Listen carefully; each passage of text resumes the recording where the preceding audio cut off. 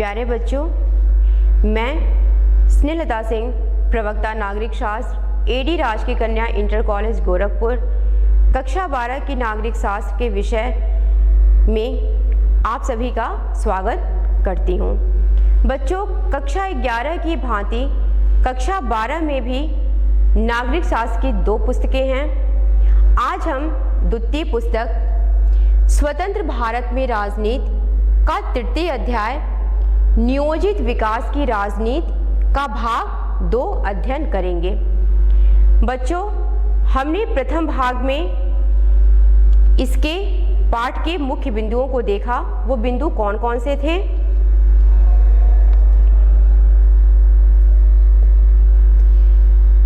नियोजित विकास क्या है, नियोजित विकास की आवश्यकता क्या है, विकास की धारणा और धारणा से उपजे राजनीतिक टकराव, विकास के मॉडल, इन 4 बिंदुओं का अध्ययन हमने प्रथम भाग में किया।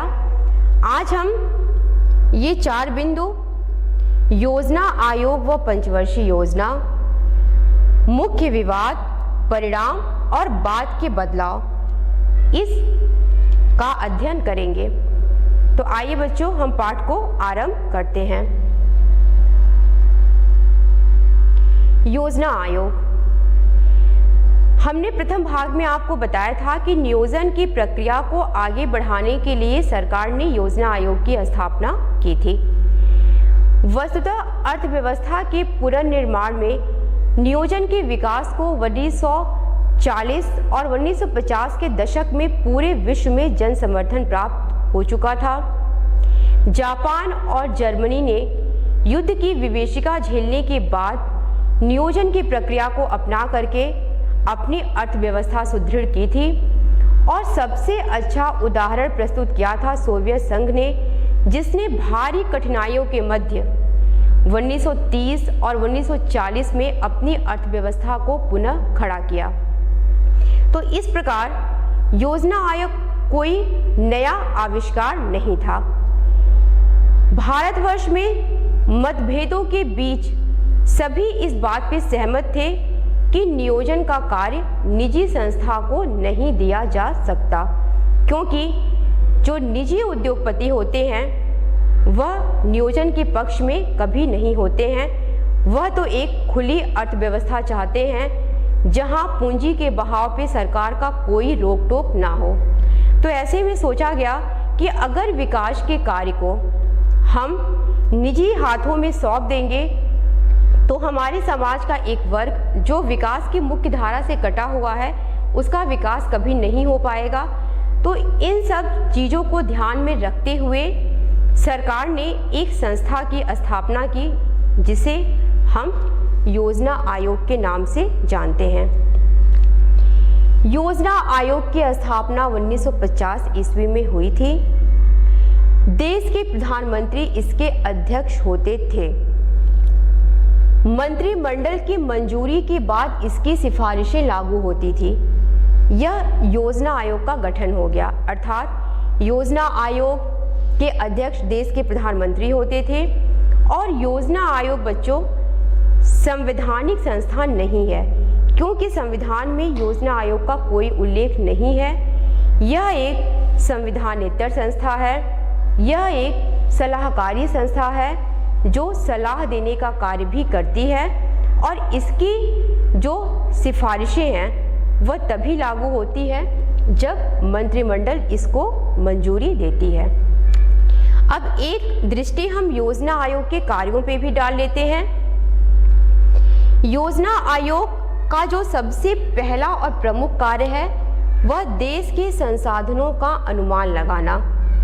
भौतिक संसाधन, मानवीय संसाधन, इन संसाधनों का आंकलन करना और इन संसाधनों में किस प्रकार वृद्धि हो, इस पे विचार करना भी योजना आयोग का एक प्रमुख कार्य है।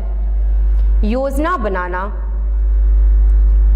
निसंदेह योजना बनाना अगर हम कहें योजना आयोग का सबसे प्रमुख कार्य है तो यह कोई गलत नहीं होगा।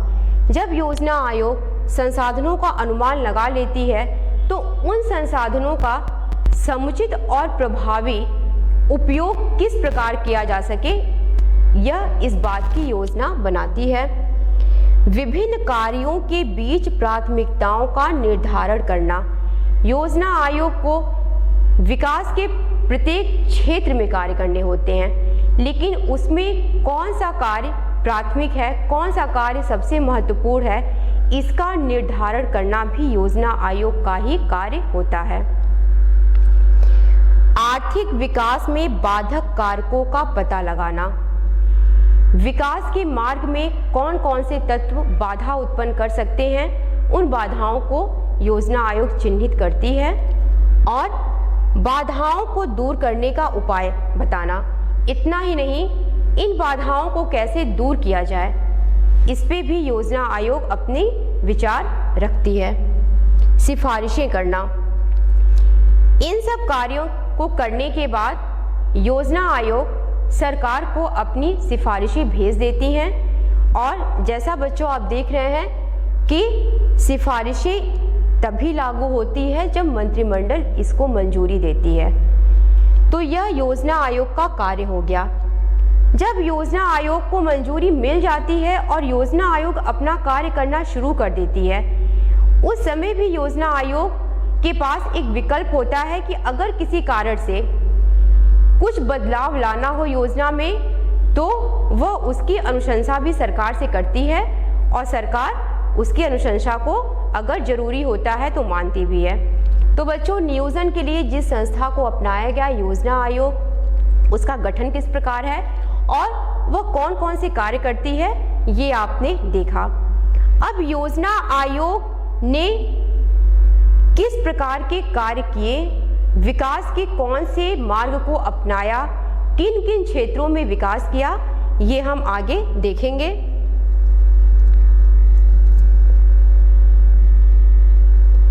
पंचवर्षीय योजना। सोवियत संघ की ही भांति भारत ने भी योजना आयोग ने पंचवर्षीय योजना का मॉडल अपनाया। सोवियत संघ विश्व का वह पहला देश था जिसने विकास के लिए पंचवर्षीय 5 इयर्स प्लान का मॉडल अपनाया। यह पंचवर्षीय योजना क्या होती थी?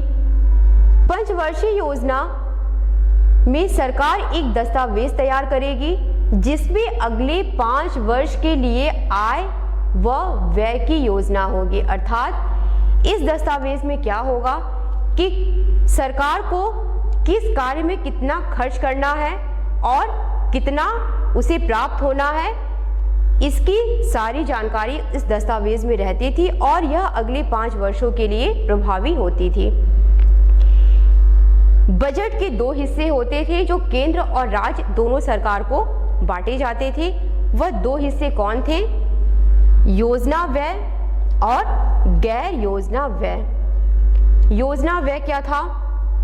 तय की गई प्राथमिकताओं पे खर्च। मान लीजिए सरकार ने शिक्षा को प्राथमिकता की सूची में रखा है, तो शिक्षा पे जितने भी पैसे खर्च होंगे वह क्या कहलाएंगे? योजना व्यय। अर्थात तय की गई प्राथमिकताओं पे जो राशि खर्च होती है उसे योजना व्यय कहते हैं और सालाना आधार पे प्रतिदिन का जो खर्च होता था वह गैर योजना व्यय कहलाता था। पंचवर्षीय योजना। योजना आयोग ने 12 पंचवर्षीय योजना देश को दी। 12वीं पंचवर्षीय योजना 2012 से लेकर के 2017 तक प्रस्तावित थी, लेकिन 2017 में योजना आयोग को भंग कर दिया गया और 2015 में उसके स्थान पे नीति आयोग की स्थापना की गई, जिसके अध्यक्ष भी हमारे प्रधानमंत्री ही होते हैं। तो इस प्रकार आपने देखा बच्चों की पंचवर्षीय योजना क्या होती है। अब हमारे पाठ्यक्रम में प्रथम पंचवर्षीय योजना और द्वितीय पंचवर्षीय योजना का उल्लेख है। यह प्रथम पंचवर्षीय योजना और द्वितीय पंचवर्षीय योजना क्या थी, इसके बारे में हम अध्ययन करेंगे।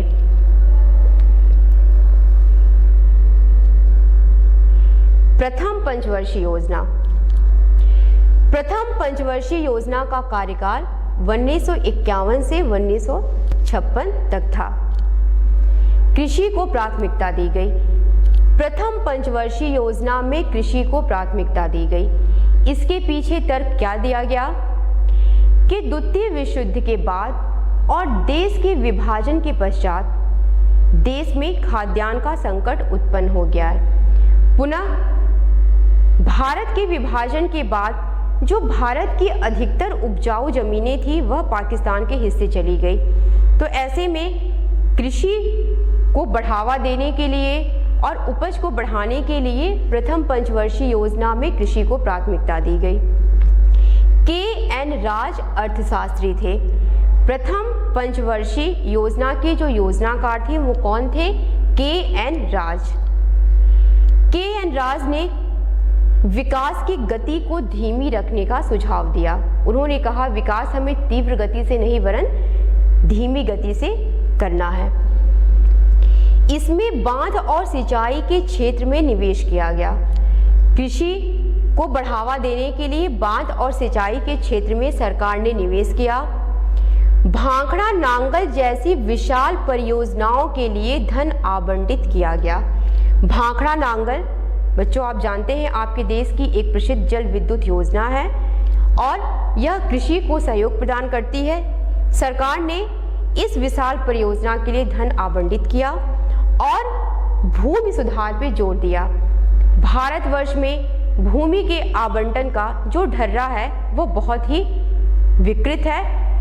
इस विकृति को दूर करने के लिए सरकार ने भूमि सुधार पर जोर दिया। तो ये बच्चों प्रथम पंचवर्षीय योजना हो गई। अब हम द्वितीय पंचवर्षीय योजना पे आते हैं। द्वितीय पंचवर्षीय योजना, इसका कार्यकाल 1956 से 1961 तक था। इसमें उद्योग को प्राथमिकता दी गई। प्रथम पंचवर्षीय योजना पे आपने देखा कि कृषि को प्राथमिकता दी गई है, लेकिन द्वितीय पंचवर्षीय योजना में किसको प्राथमिकता दी गई? उद्योग को। पी.सी. महालनोबिस अर्थशास्त्री थे।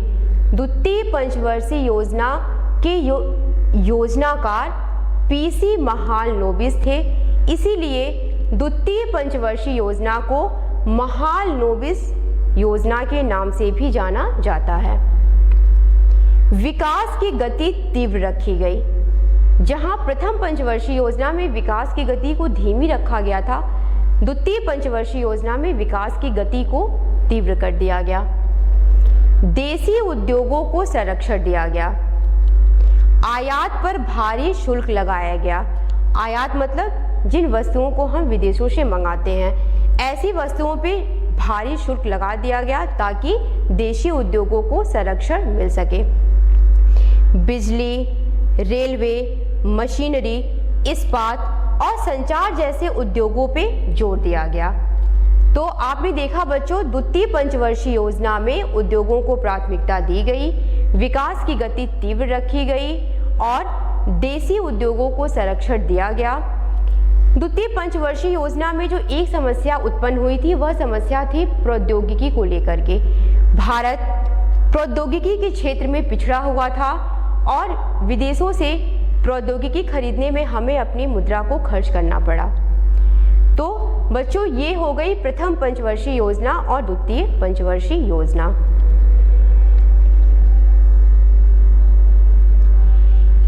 नियोजन की प्रक्रिया को अपनाने में प्रारंभ से लेकर के ही विवाद रहा है। विवाद क्या थे हमने प्रथम भाग में देखा। मुख्यतः दो क्षेत्रों में विवाद था, कृषि बनाम उद्योग को लेकर के और निजी क्षेत्र बनाम सार्वजनिक क्षेत्र को लेकर के।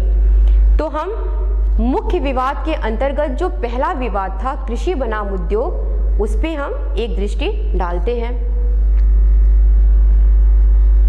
यह बड़ा सवाल था कि कृषि और उद्योग में से किसमें ज़्यादा संसाधन लगाया जाए। हमने आपको बताया बच्चों अभी कि हमारे देश में जो संसाधन थे वह सीमित मात्रा में थे। ऐसे में उनका कैसे उचित प्रयोग किया जाए, इस बात को लेकर के शुरू से ही विवाद रहा था।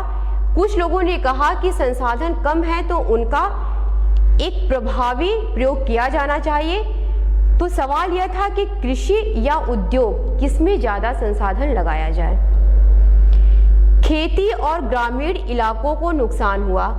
कुछ लोगों ने यह कहा कि विकास की इस संपूर्ण प्रक्रिया में कृषि की अनदेखी की गई, जिसका परिणाम क्या हुआ? खेती और ग्रामीण इलाकों को नुकसान पहुंचा। नियोजन से शहरी क्षेत्र समृद्ध हुए, गांवों को इसका लाभ नहीं मिला।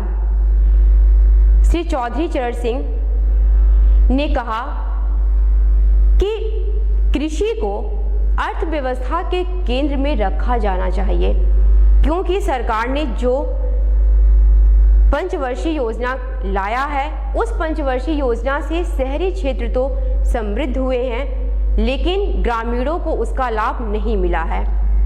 तो नियोजन से शहरी क्षेत्र समृद्ध हुए हैं, गांव को इसका लाभ नहीं हुआ है। कुछ लोगों ने ऐसा भी तर्क दिया।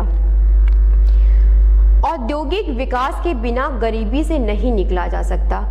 वहीं कुछ लोग ऐसे भी थे जिन लोगों ने यह कहा कि जब तक हम उद्योग धंधों का विकास नहीं करेंगे, हम कृषि पे कितना भी ध्यान दे दें, हम गरीबी से बाहर नहीं निकल पाएंगे। तो कुछ लोगों ने उद्योग को प्रोत्साहित किया और उद्योग के पक्ष में अपनी बात रखी। भूमि सुधार कानून और सिंचाई परियोजनाओं से किसानों को लाभ नहीं मिला। लोगों ने यह कहा कि ऐसा नहीं है कि सरकार ने कृषि के क्षेत्र में कोई प्रयास नहीं किया। सरकार ने भूमि सुधार कानून और सिंचाई परियोजनाओं को लाया, जिससे कि कृषि के क्षेत्र में एक आमूलचूल परिवर्तन हुआ, लेकिन इन नीतियों को प्रभावी तरीके से लागू नहीं करने के कारण उसका जो लाभ था वह किसानों और ग्रामीण जनता को नहीं मिल पाया। अर्थात नियोजन असफल नहीं हुआ, वरन नियोजन की जो नीतियां थी वह असफल नहीं थी, उनका क्रियान्वयन, उनको लागू करने का तरीका गलत था। तो पहला विवाद जो था कृषि बनाम उद्योग को लेकर के। दूसरा विवाद किस क्षेत्र में था? निजी क्षेत्र बनाम सार्वजनिक क्षेत्र। प्रारंभ से आपने देखा बच्चों कि विकास के किस मॉडल को अपनाया जाए, पूंजीवादी मॉडल को अपनाया जाए, समाजवादी मॉडल को अपनाया जाए, इसको लेकर के कितने विवाद उत्पन्न हुए थे। तो भारत की सरकार ने, भारत के योजनाकारों ने दोनों अर्थव्यवस्थाओं के बीच का एक रास्ता निकाला और मिश्रित अर्थव्यवस्था के मॉडल को प्रस्तुत किया। अर्थात उसने, भारत की सरकार ने यह निश्चित किया कि वह नियोजन की प्रक्रिया को मिश्रित अर्थव्यवस्था के मॉडल से पूरा करेगी। लेकिन वामपंथी विचारधारा के लोगों ने और दक्षिणपंथी विचारधारा के लोगों ने मिश्रित अर्थव्यवस्था के मॉडल की आलोचना की। निजी क्षेत्र को पर्याप्त जगह नहीं दी गई। कुछ ऐसे लोग भी थे जिन लोगों ने सरकार पे यह आरोप लगाया कि सरकार ने निजी क्षेत्र को विशेष जगह नहीं दी। सार्वजनिक क्षेत्र में निहित स्वार्थों को खड़ा किया गया। जो सार्वजनिक क्षेत्र थे वहाँ पे निहित स्वार्थों को खड़ा किया गया, जिसने स्वयं का विकास किया, दूसरों का नहीं। लाइसेंस व परमिट प्रणाली से भ्रष्टाचार बढ़ा। किसी भी उद्योग धंधों को शुरू करने के लिए सरकार से एक लाइसेंस लेना होता था और यह लाइसेंस और परमिट प्रणाली इतनी कठिन थी और इसको प्राप्त करने के लिए बहुत सारे मतलब पैसे व्यय करने पड़ते थे। इसमें समय भी बहुत ज़्यादा जाता था और इससे भ्रष्टाचार भी बढ़ा। बाजारों में प्रतिस्पर्धा समाप्त हो गई।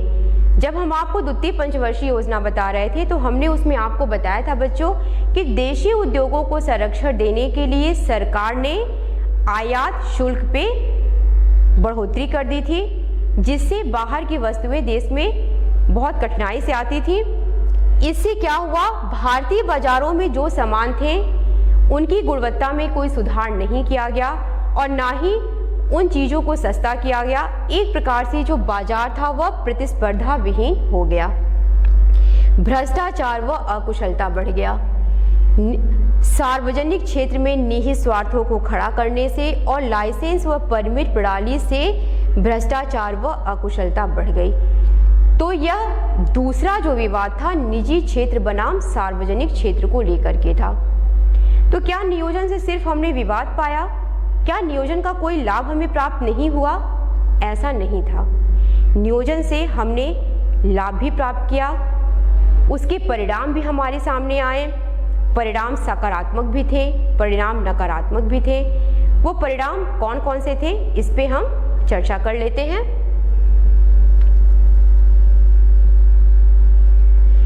मुख्य परिणाम अर्थात नियोजन की संपूर्ण प्रक्रिया में क्या हमें प्राप्त हुआ।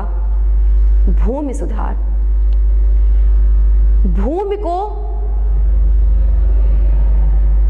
भूमि सुधार, इसके अंतर्गत जमींदारी प्रथा समाप्त की गई। यह प्रथा अंग्रेजों के शासनकाल से चली आ रही थी। यह एक अमानवीय प्रथा थी।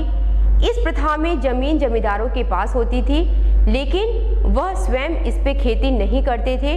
वह किसानों के माध्यम से खेती करते थे और उन्हें जो लाभांश प्राप्त होता था उसका बहुत ही कम हिस्सा वह खेती करने वाले लोगों को देते थे। तो यह एक अमानवीय प्रथा थी और इस प्रथा को समाप्त कर दिया गया।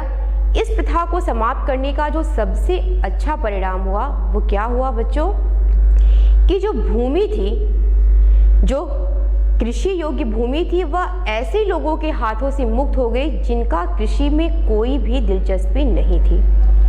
दूसरा सुधार क्या हुआ, चकबंदी। चकबंदी के अंतर्गत क्या किया गया कि जो खेतों के छोटे छोटे टुकड़े चारों तरफ फैले हुए थे दूर दूर क्षेत्रों में, उन क्षेत्रों के बराबर जोड़ करके एक ही स्थान पे उतनी जमीनें किसानों को दे दी गई। इससे किसान को खेती करने में सुलभता आई। उनका श्रम, पूंजी और समय तीनों की बचत हुई। सीलिंग के क्षेत्र में सरकार को विशेष सफलता नहीं प्राप्त हो पाई। सबसे पहले हम जान लेते हैं सीलिंग क्या थी। सरकार ने कृषि योग्य भूमि की सीमा निर्धारित की थी 18 एकड़। जिसके पास 18 एकड़ से ज़्यादा की भूमि होती थी, सरकार 18 एकड़ से ज़्यादा की भूमि को लेकर के गरीबों में उसे बांट देती थी। लेकिन जो धनी किसान थे उन्होंने इसका भी एक जोड़ निकाल लिया। उन्होंने क्या किया कि ऐसी ज़मीनों को बेनामी संपत्ति दिखा के उसे अपने ही अधिकार में रखने दिया। तो इस तरीके से सीलिंग के क्षेत्र में सरकार को विशेष सफलता नहीं प्राप्त हो पाई। दूसरा परिणाम जो था वो हरित क्रांति। हमारे देश में हरित क्रांति आई।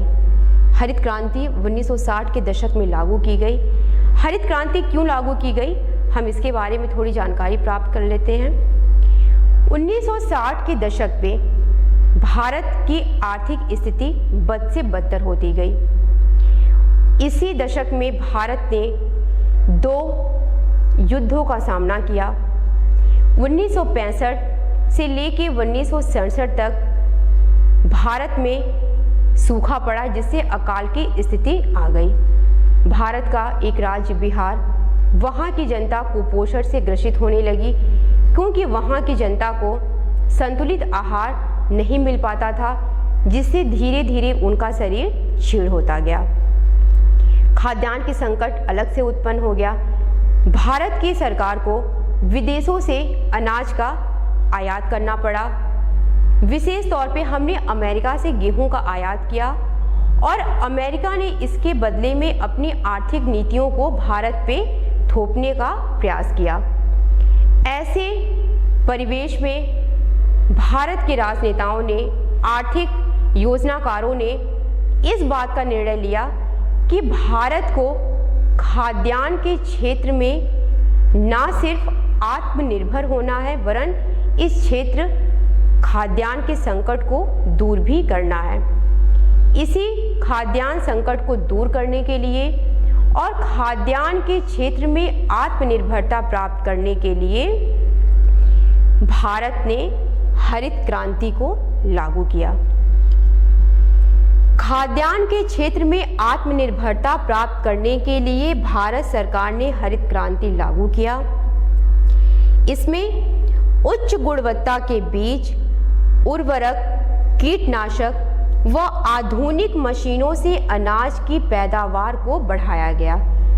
अर्थात हमने क्या क्या प्रयोग किया, अधिक अनाज उपजाने के लिए हमने उच्च गुणवत्ता के बीज का प्रयोग किया, उर्वरक जिसे हम खाद भी कहते हैं, कीटनाशक और आधुनिक मशीनों से अनाज की पैदावार को बढ़ाया गया।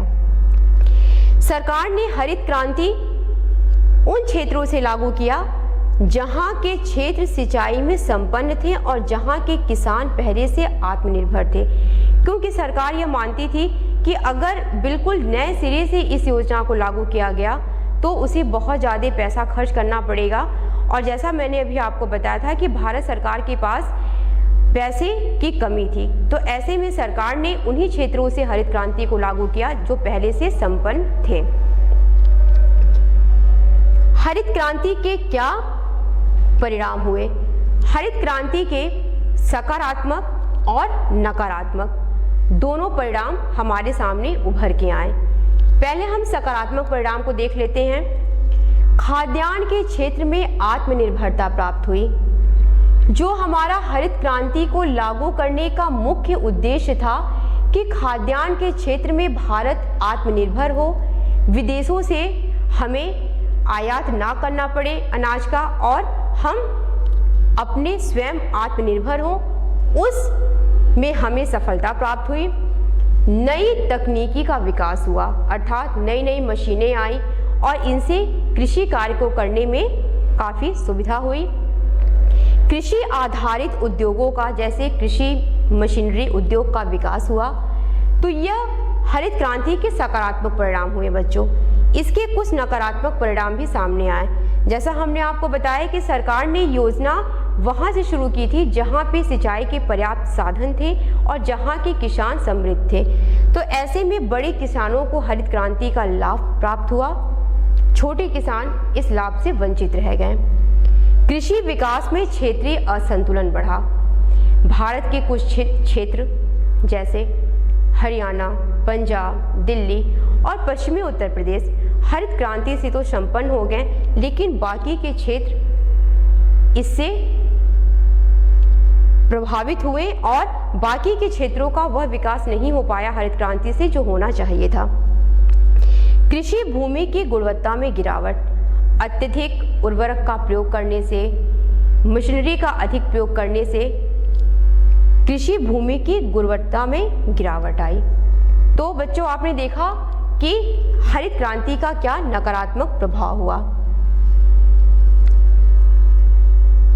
बाद के बदलाव। इंदिरा गांधी ने अर्थव्यवस्था के नियंत्रण व निर्देशन में राज्य की भूमिका बढ़ाने का फैसला लिया। पंडित जवाहरलाल नेहरू जी की मृत्यु के बाद इंदिरा गांधी जन नेता बन के उभरी। उन्होंने क्या निर्णय लिया कि अर्थव्यवस्था के नियंत्रण व निर्देशन में राज्य की भूमिका बढ़ाई जाएगी। कुछ दिनों तक तो ये चला, लेकिन सरकारी क्षेत्र में भ्रष्टाचार पनपने लगा। इसका परिणाम क्या हुआ कि सार्वजनिक क्षेत्र में भ्रष्टाचार बढ़ने के कारण नौकरशाही व सार्वजनिक क्षेत्र के प्रति लोगों का जो विश्वास था वह विश्वास धीरे धीरे टूटता गया। और इसका परिणाम क्या हुआ, जब सरकार ने देखा कि सार्वजनिक क्षेत्रों के प्रति लोगों का मोह भंग हो रहा है, तो 1980 के दशक के बाद अर्थव्यवस्था में राज्य का हस्तक्षेप कम हो गया। तो बच्चों ये आज आपका पाठ रहा। इस पाठ से संबंधित अभ्यास कार्य प्रश्न है। हमने भाग 1 में आपको बताया था 5 प्रकार के प्रश्न हैं। 3 प्रकार के प्रश्न हमने आपको भाग 1 में दिए थे। 2 प्रकार के प्रश्न लघु दीर्घ उत्तरी और दीर्घ उत्तरी प्रश्न हैं, जिनको आप करिएगा। प्रश्न क्या है? भारत में लागू किया गया भूमि सुधार कानून क्या है? कृषि उत्पादन से इसका क्या संबंध है? और दूसरा जो दीर्घ उत्तरी प्रश्न है, हरित क्रांति क्या थी, इसका क्षेत्र क्या था, इसके सकारात्मक और नकारात्मक परिणामों का उल्लेख कीजिए। बच्चों आपने इस पाठ में राष्ट्र निर्माण की जो तीसरी चुनौती थी, सामाजिक आर्थिक विकास की प्राप्ति, इसके बारे में अध्ययन किया। बच्चों विकास ऐसा होना चाहिए जिसका लाभ देश में निवास करने वाले प्रत्येक व्यक्ति को प्राप्त हो सके, अर्थात विकास समावेशी होना चाहिए। विकास जीवंत व सतत भी होना चाहिए, अर्थात हम प्राकृतिक संसाधनों का प्रयोग इस प्रकार करें जिससे वह हमारी आने वाली पीढ़ियों के लिए भी सुरक्षित रहे और पर्यावरण शुद्ध रहे, आर्थिक समृद्धि प्राप्त करें और इसके साथ ही साथ हम सामाजिक और आर्थिक न्याय की प्राप्ति करें। विकास का यही लक्ष्य होना चाहिए। आशा करती हूँ बच्चों आज का यह भाग 2 आपको अच्छा लगा होगा और आप इससे लाभान्वित भी हुए होंगे। धन्यवाद।